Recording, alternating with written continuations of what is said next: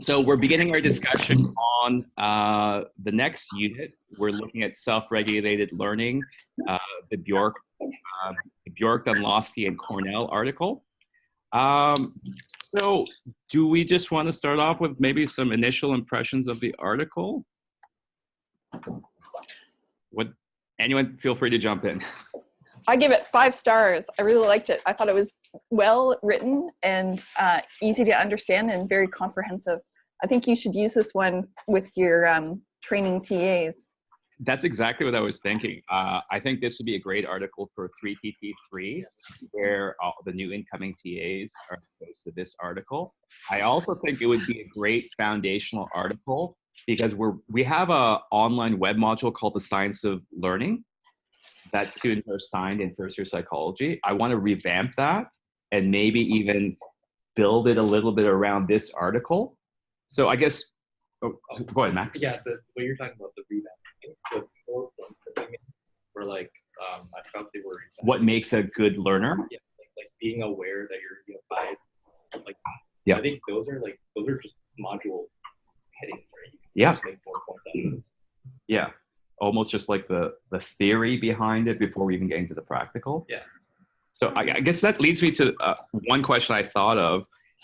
How important do you think it is to actually understand the cognitive architecture for learning? And there's 3 audiences I'm thinking about: students, teachers, and administrators.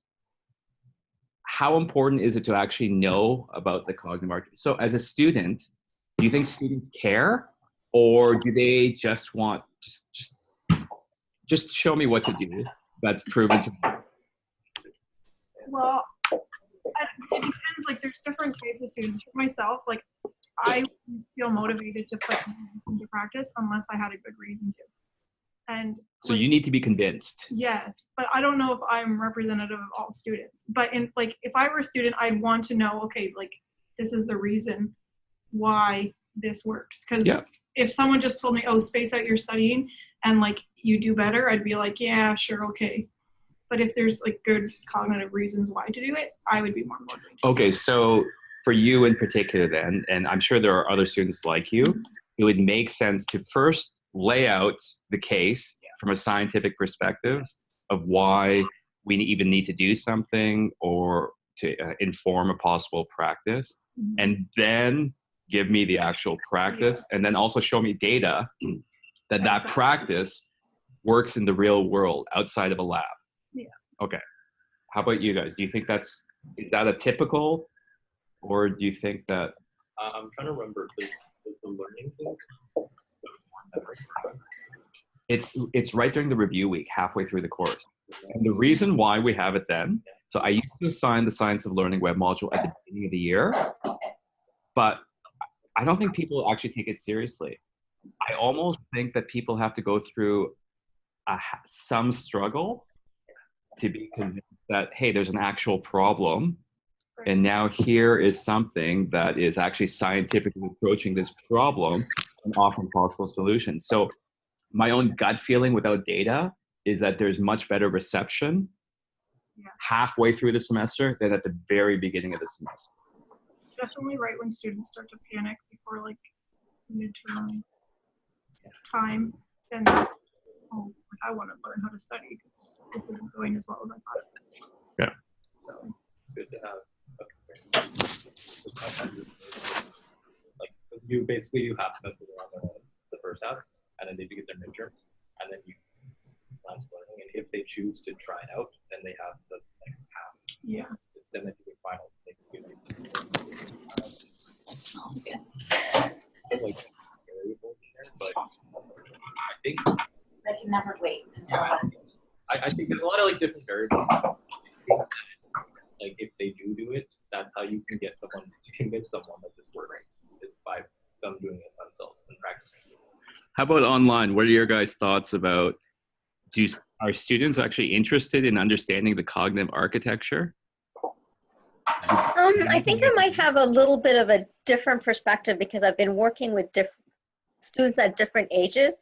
So interestingly enough, my daughter, who's in grade 8, had to write her first essay for school. And for whatever reason, she decided that she was going to write it on the science of learning. And interestingly, she talked about, the way students typically learn. And then she outlined 3 better ways to learn. But she didn't seem to really care about the cognitive architecture. She really didn't care about why it worked, just the fact that it did work. And when I tried to engage with her regarding that, she really didn't seem all that interested. So I'm wondering whether it might have something to do with younger students not really caring about that. They just want to know how to do it. And maybe as you get older, or you have specific ways that you've gone about studying, and now someone else is telling you, no, that's not the way you should do things. So if you back it up with the cognitive architecture and give them the theory as to why it might be more effective, maybe they would buy in more. I don't know, just a thought. Yeah, I think basically the same people that want to make informed decisions, about anything, like about politics, about alternative medicine, about anything. That's the population that's going to want to know about the cognitive architecture. Right. So, for example, if there was like some sort of like trusted resource about alternative medicine that said, yeah, when you have a cold, take oil of oregano because of this, this, and this, and then here's the data, that would really convince me. That would really fundamentally change my practice of what I do when I get a cold. But as it stands, no, I'm not going to do anything along those lines. Okay, how about the next level for teachers and administrators? I'll just bump them into the same category. How important is it for them to understand about the whole first part of the paper, about the cognitive architecture and the limits and how memory actually works? Do they care? Do they need to know? I think they should know, but realistically, I don't think any administrator would spend the time to like really think it through or think about it. Like they're not going to read this paper. Exactly. Yeah. Like I do place at the Hamilton Wentworth District School Board on the research team, and when we write our reports, they have to be like 4 or 5 pages because no one in admin reads anything more than that.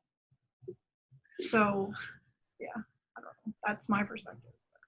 Yeah. It seems like it'd be important to like try to teach, but like I guess what's most important is if you had to choose between like teaching them the cognitive mechanisms versus the practical applications, it's probably always better to go with the practical if there's yeah. But it would be useful to also know that the cognitive. It's just if you have to prioritize the practicality. Yeah. So I do have some context, for example, in the Hamilton Wentworth District School Board. There's people from that school board that come to the EdCog symposium every year.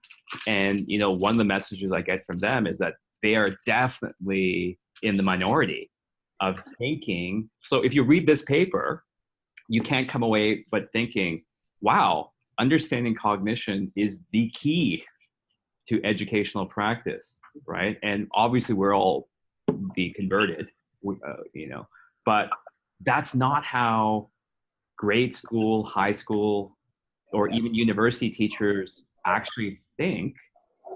So the vast majority, correct, I could stand to be corrected, but the vast majority of teachers know very little about the cognitive architecture of the mind and how it could guide educational practice. Just the fact that we have 3-hour night classes. Cognitive scientists know that it's impossible to sustain attention for 3 hours and retain information, really, right? Yeah. But we continue to do that. I don't know, there's tons of different practices that we engage in. And have those 3-hour night classes with no break at all. This is just, we got work to do. Let's just plow through this. And if we get through it quickly, I'll let you out 15 minutes early. Yeah. Speaking for myself, Joe, I spent a lot of time as I was reading this argument collecting quotes that I can use to reinforce what I'm asking professors to do when they're designing their online courses. So things like one of the things that I'm trying to do is get them to do bridging activities or an introduction to their course that ties what students are learning into things that they already know, so that they can begin elaborating and using what they already know as a structure. And so it's amazing how much of this I've copied and pasted into my notes, into handouts that I'll give to profs. That's one of the reasons I really like this article. It's got nice pithy quotes that really encapsulate a lot of information. Yeah.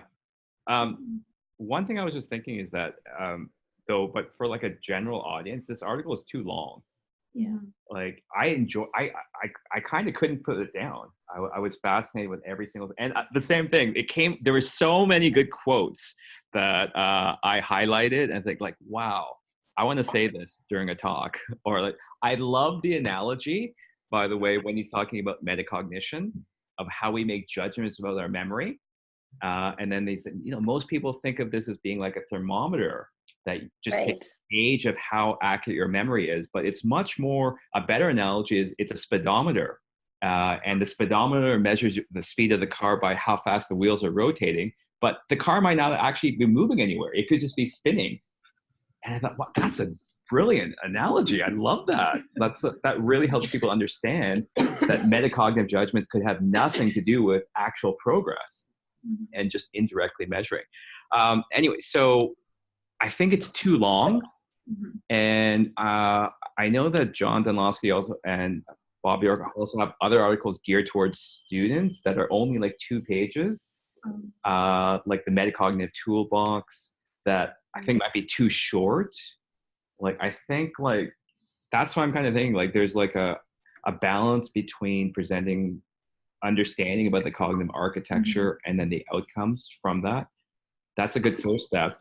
But then what I really believe is that most people need another step after that. Like, I think people, rational readers, could be convinced that, yeah, we need to do something. I need to do something. I believe in this. But to actually implement the change and build a new habit is so difficult, I think. Like, I think you could be convinced that you should exercise. I think you could be convinced about what exercises you should do. But the next step of actually doing it several times a week, if you had a personal trainer that maybe you were even paying money, I think it's way easier to do. So that's why that's kind of my motivation for creating this app. That maybe that could be the personal trainer that people, good intentioned learners, can kind of get to the next level, and even maybe have some sort of, I don't know if it's still popular, but like social media aspect to it. Like, hey, I just studied.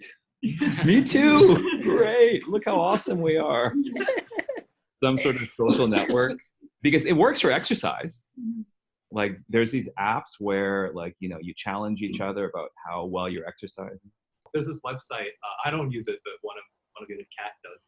One of the other PAs. And then she basically you put money. She bet $100 that she would like lose a certain amount of weight by this time. And if you do it with a bunch of friends, and you put a bunch of money in there. So anyone who makes their weight gets their money back. Anyone who doesn't, they lose their money, and it's split between the other people. So that's interesting. Well, I mean, that plays on the theme of like making just like a public declaration, like sharing your goals with other people to make yourself more accountable. That seems more extreme, but it is interesting. Like,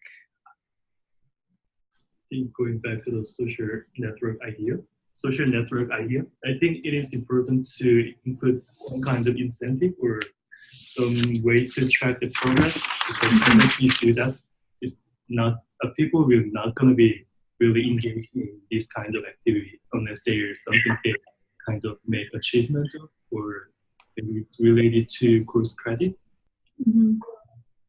Even like simple badges, or like even Quizlet, when I finish like a set of flashcards, it's like, yay, you just studied this many terms. And like, it's is there some sort of leaderboard or something? Not for Quizlet. I'm thinking of like Trello boards, when you have a list of activities, how good it feels to go done, Done. Yes. Something like Duolingo is very addicting with like, you are number one in this level. Or Number one compared to who? the other people that are working on that Really? level at the same time.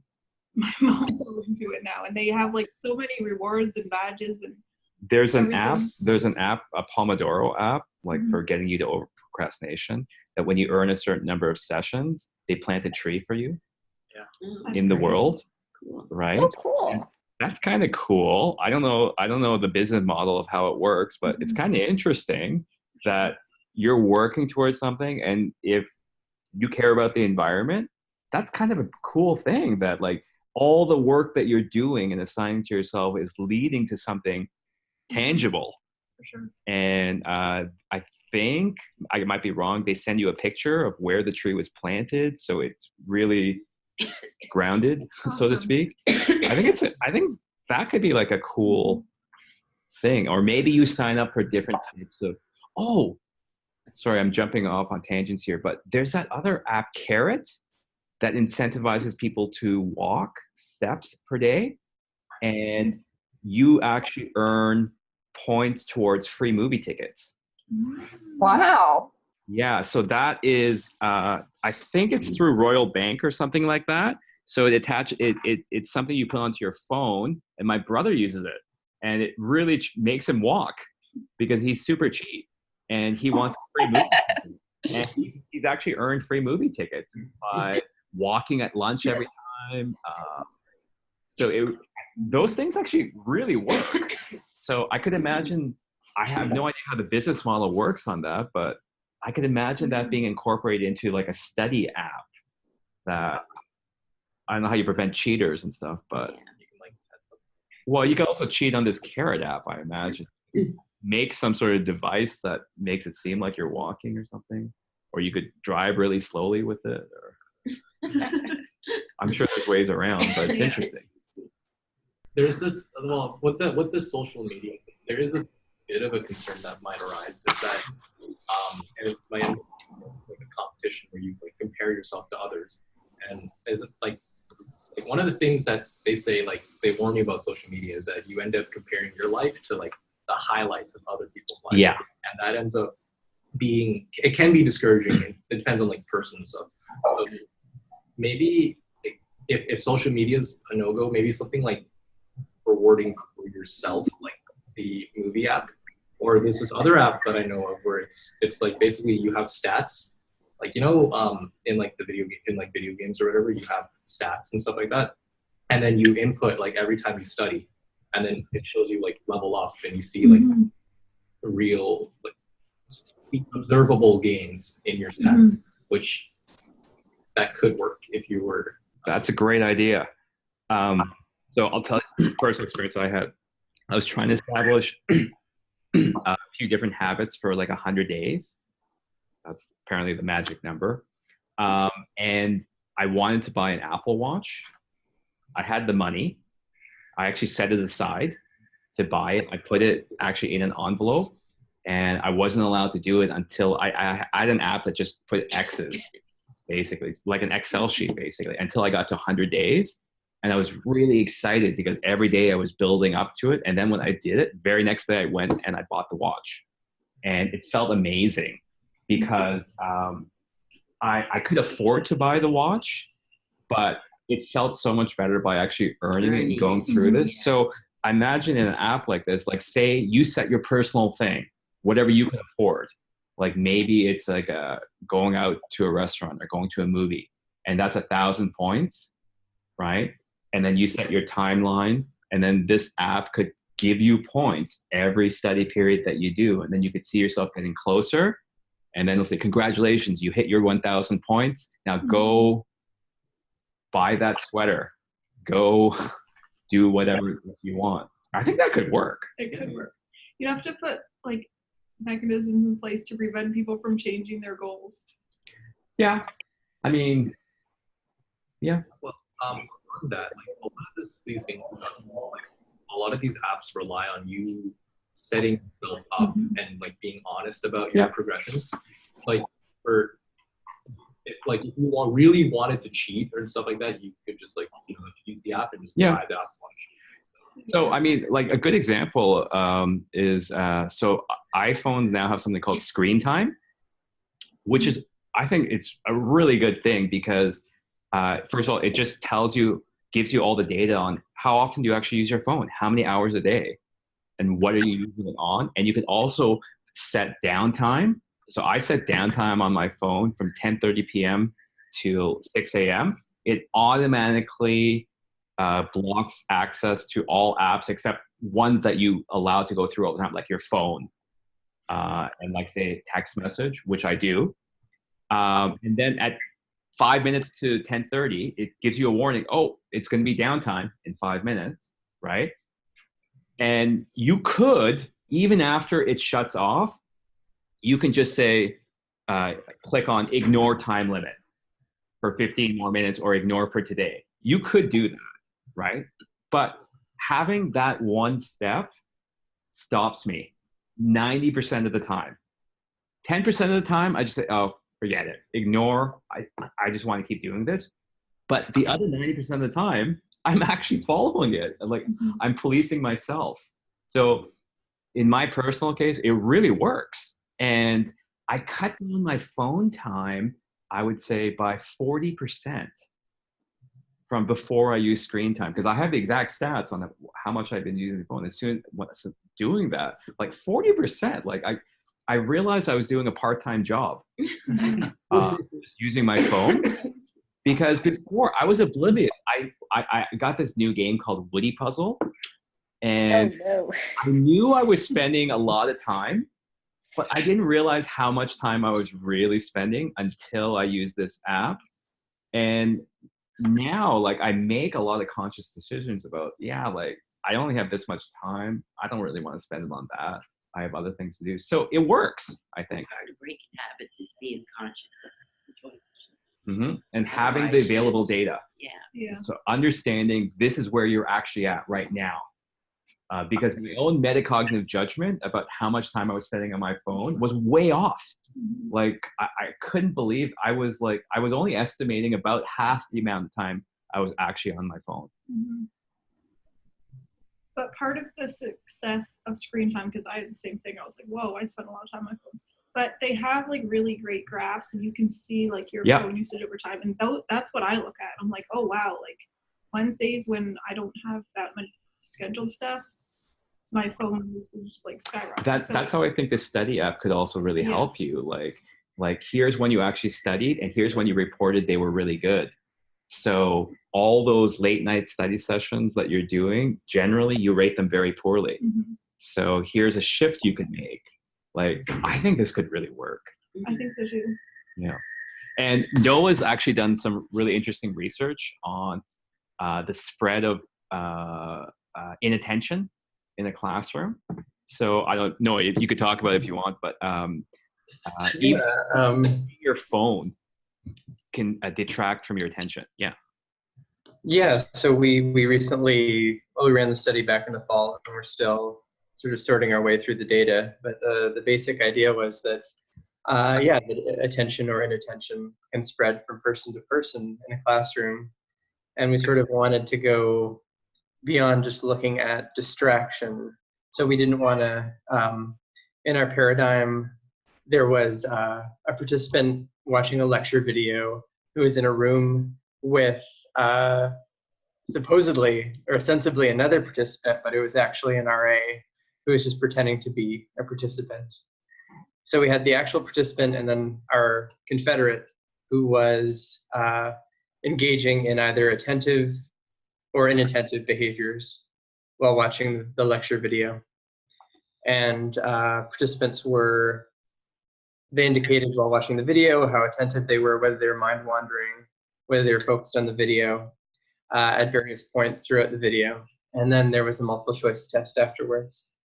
So we were hypothesizing that when they're in the room in the room with another attentive participant, actually an attentive confederate, that they would be more attentive themselves and do better on the subsequent comprehension test compared to participants who were in the room with the inattentive confederate.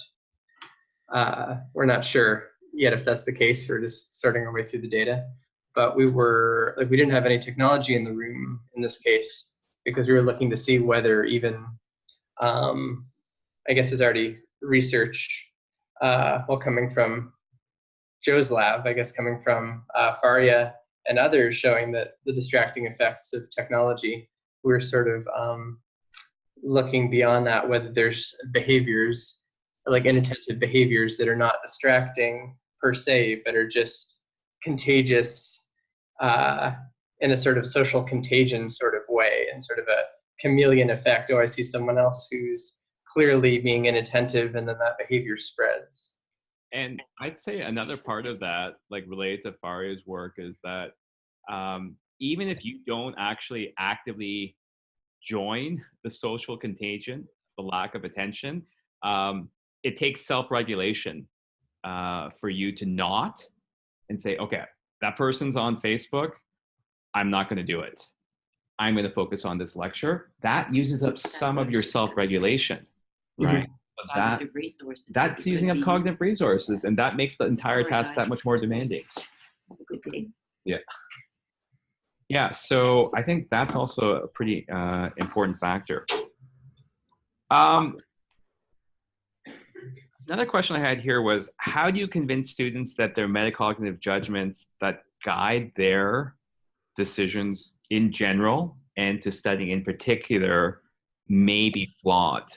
How do you actually convince people? Because I think we walk around thinking that, well, I know what's going on. Mm-hmm. I have a pretty good handle on what I should be doing. How do you convince people? Do you just tell them, like just human beings? They're not really good at metacognitive judgments about learning. You need to get them to actually like experience it themselves, which I'm trying to think of an easy way you could do that in lecture, but like just telling someone that they're not making good judgments, they'll be like, that's everyone else, not me. But you like somehow you have to get them to make a judgment about something and then have the actual data that says you were really wrong.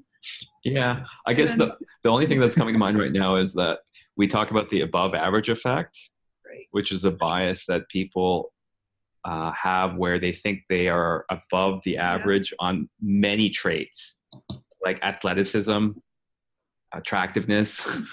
And I ask a question in the web module, do you think that you're better than most people at avoiding the above average effect? And 90% of people think they're better than most at avoiding the above average effect. And it's a great poll question to have in the web module, because I think that really makes the point to people.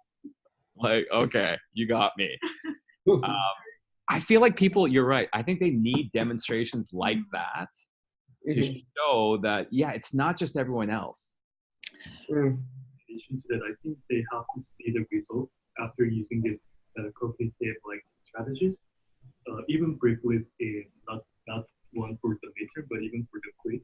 If they see the result, then I think they will be motivated to use it. Yeah. Okay. Yeah, it's like that age-old thing where it's like your parents will tell you something, like this is better, but then you might not necessarily believe them, and then you do something like against it, and then you mess up, and then you get punished for it. Like for example, like first year, second semester, I missed an exam.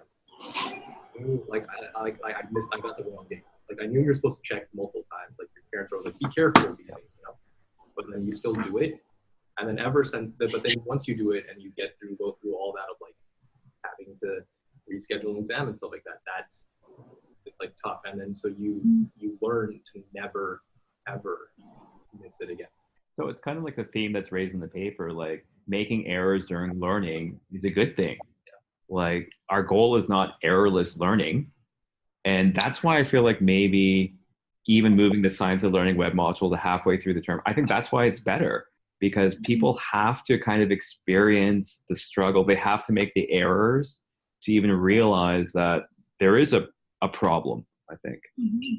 Joe, one of the things that I was thinking about when I was reading the paper, when they talked about the section about students self-regulating their learning and how they tended to focus on the easier terms, or they didn't tackle the places where they really needed to put in the effort. And I thought about why does mastery learning, where you learn one thing in depth before moving on, feel good? Why do people prefer to learn that way rather than learning through desirable difficulty? And I think part of it is that studying is inherently stressful. We want some confidence that we're going to do well on the exam, and we want some reassurance that we're making progress. And especially when you're under stress, like studying for a big test. So I think that, those might be some of the reasons why people prefer it and why it's difficult. So I think when you're putting in the idea of your app, that provides good reward for things that aren't inherently rewarding. No, that makes sense. That's a great idea. Like, so if, like, say this app is getting you to look at flashcards through an interleaved manner, and maybe periodically an encouraging message pops up that says, hey, I know it feels like you're not making progress right now, but trust me, you are. Mm-hmm. You really actually are going forward. Things like that. When I'm studying, I'm really looking for self-confidence, that I can do well on this exam, and for me, that's the most important, most motivating thing. And I think I'm not alone in that. I think that's kind of I agree. very widespread. And I think that's something that cognitive psychologists sometimes ignore, is that motivation is a very important part to all this, because even if all the cognitive part is true, if a person isn't feeling motivated, then they'll never actually get to experience any of these benefits, because they'll never do it, or they'll never stick to it. Mm-hmm. So yeah, I think we really have to pay attention to motivation, maybe intrinsic, extrinsic reward, to make sure that this cognitive machinery gets used properly. So yeah, I don't know, what are the other ways that we could improve motivation on top of this? Well, I think one of the big things that prevents people from studying is that it's just very overwhelming. Like, you have a deadline to meet, you have to perform well. And so, like, even encouraging messages like, this will take like 15 minutes, then we can have a break type thing. So that it's not like, oh, I have to spend the whole afternoon studying. Yeah. That it's more like, oh, like, this will be easy. We'll go through this many terms, and then you can move on to a different task for a while. Maybe, exercise can be motivating if you are, for example, if one of your goals is to lose weight, Mm-hmm. and you actually see, look, you're actually losing weight, or your clothes are actually fitting better, or VO2 max score has improved. I think things like that are really very motivating. So I guess for students, seeing an actual improvement in grades is a long-term motivator. It's often hard to get through the current grind for something very far off in the future.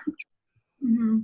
But even having things, so in the genetics course I'm taking, we have like dynamic study modules before the lecture content, and they just have like a little gauge that is your accuracy. And then if you're like, so you can say, I don't know, or like, this is my guess, but I'm not certain, or you can have a whole range of responses. And then you have this little accuracy gauge that's like, you're doing very great, or your accuracy is only like 50%. And that's very motivating to know, like, when it goes into the green section, I'm always like, yes, my accuracy is improving. So like, even little things like that just give you some sort of indication that, oh, I'm learning something, or I'm improving. So along those lines, what I'm kind of thinking, so our lab's been really interested in the pre-testing effect. Yeah. So imagine before a learning event, people do a pre-test, and then after the learning event, they do a match control pre-test. Again, I guess now we'll call that a post-test. Yeah. And then you could look at your score before and after this study session. You've actually have improved, even though it felt like a struggle while you're going through it. Look, you've actually raised your knowledge, your understanding by this percentage. Basically, before a module, it's like you get tested on the module content, like hard quiz questions, and you basically get like 0, and then you you go again, and you can basically, it's like you can only go up from there. And that removes like the I'm scared to be wrong things. You've already been wrong this whole time. And now you're just So, and they should be different questions. They should be matched questions testing the same concept, but different.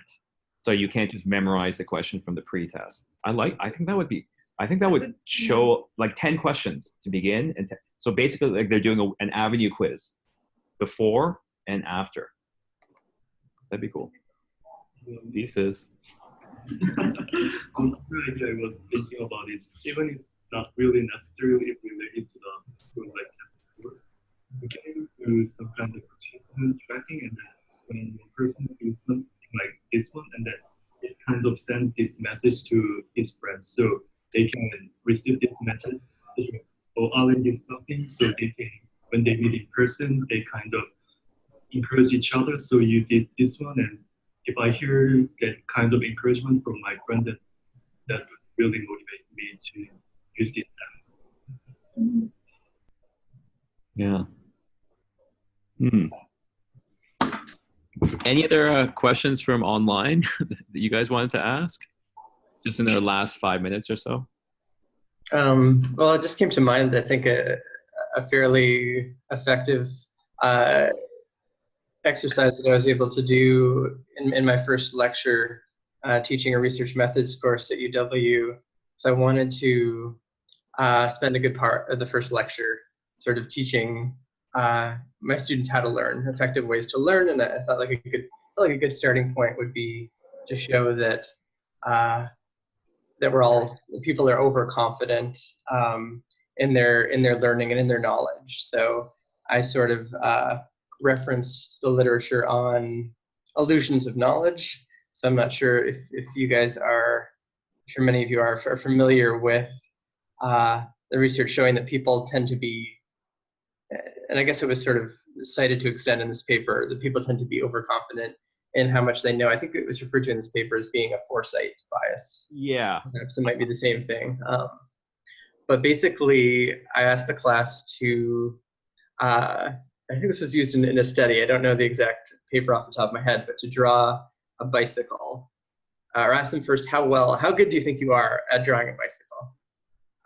And people tend to think that they could do a pretty good job of roughly sketching a bicycle. And then I gave the class 30 seconds to draw a bicycle as accurately as they could. And then afterwards, the thing people realize is, the thing that people realizes is that they were overconfident. They thought they could draw a bike a lot more accurately than they actually could. The bikes that they end up drawing couldn't actually work. Yeah, exactly. They're just completely mechanically, just wrong. So it's a good sort of hands-on example of overconfidence. And also I would sort of transition that into a good example of how retrieval practice is useful. So it's because we engaged in this retrieval practice in class that you found out that you were overconfident in your knowledge. And now, isn't it good that we've made that you've identified your overconfidence and you've identified your error while studying, in fact, or while sort of in class, as opposed to, during a test. If you had that same experience during a test, it would be extremely unpleasant to recognize your overconfidence. But if you recognize your overconfidence while studying and you commit the errors while studying, then that's extremely valuable. That's an achievement, that's an accomplishment in effect, because now you can remedy that error. You can address that, and you're going to get it right then subsequently on the test. So I just use that as just sort of to emphasize the benefits really of retrieval practice, and that you're not going to identify, your overconfidence unless you engage in the retrieval practice of study during your study sessions. That's a good idea of getting at how do we get people to realize their metacognitive judgments about learning are wrong, like these types of demonstrations. Like another one I've done before is asking people to explain why we have seasons. And most people think yeah, I know why we have seasons. Okay, so why? You guys know why we have seasons?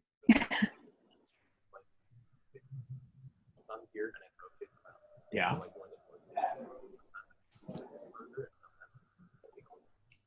Yeah. Because the Earth also rotates. Yeah, there's a and then sun here. Sometimes. So what if there was no what if there was no tilt to the Earth's axis and it was perfectly aligned with the sun? What would happen to the seasons? It would just, well, for like, it depends on the region, but Say here's the sun, like we're at this angle. What if it was like perfectly lined up? What would happen to the seasons? There wouldn't be seasons. Exactly. Yeah. So so I could see your mind being blown right now. like, this is something that you think that, of course I know why we have seasons, but maybe not. Maybe not. So actually, that's another good demonstration to show people that they're overconfident. I love that figure about like the foresight bias that it's in the paper when they ask, you know, how well will you know this after further study sessions? And basically, the subjects are just answering the question, how well do you know this now? Right? They're not thinking at all about if I do additional studies or if time goes by and you would expect changes to happen. They're really just answering the question, do you know this right now? At what level? And like, that's as far as people can think. It's hard for people to think about their future self in studying and finances. And I think it's sort of an additional hurdle for students to overcome is even if they totally buy into having an illusion of knowledge and they realize they have to take more time to engage in retrieval practice and engage in more effortful encoding and retrieval, they're overconfident about how quickly they can do these things, right? There's a planning fallacy as well. Yeah. And so even those who realize they have to put in the extra effort for retrieval practice might not give themselves enough time to do so. Yeah. Because of the planning fallacy. So that's something I tried to teach as well, but I don't think very effectively in terms of like however amount of time, however long you think it'll take you to study for an exam, you know, like double that, triple that. I know that way longer than you think. I know a lot of colleagues who suffer from that problem, like just taking on so many projects and thinking, not realizing how long it'll take. I know students who do that, where they have their time so spread out that it actually decreases the overall quality of the existing commitments that they already have. It's a common problem. I think it's a very common problem for successful people. There's a good quote I heard, the inexhaustive pursuit of more, the undisciplined pursuit of more projects, more opportunities. Like, to what end? Until you finally get to a point where you actually can't deliver on the next project or the existing projects. And the undisciplined pursuit of more leads people to continue to spiral up, up, up, up. That's why I recognize that, like, forget, that's too personal. I don't think I could do any other job in this university. There's no way that I could ever move up, because I think I would just be unhappy, and I would just be constantly busy. And I think I'm really happy at the level I'm at, and I think recognizing that is actually a good thing. That's the sort of thing that takes like experience and like making mistakes, messing up, taking on too much. Okay, that was too much. Let's try a little less this time. And like, okay, maybe that wasn't enough. And then you keep like adjusting until you're at that perfect spot. And that's kind of like, I'm not saying the end goal of university, but that's sort of like the end goal of your life, find that perfect spot sort of thing. Yeah. And then, I've got a question. It's interesting. The thing that I find very interesting about this is the idea that you have to have an element of surprise in order to get rid of the illusions of mastery, or the illusions of foresight bias. I'm wondering if having a tightly regimented learning with learning objectives and everything being aligned and set out for students as though it was an instruction manual that they're reading, whether that is actually counterproductive to learning. Oh, because of the surprise element? Yeah, because it seems so well laid out. You think that you're just going to go through exactly what they've told you to do in this order. And so I think that it reinforces the foresight bias.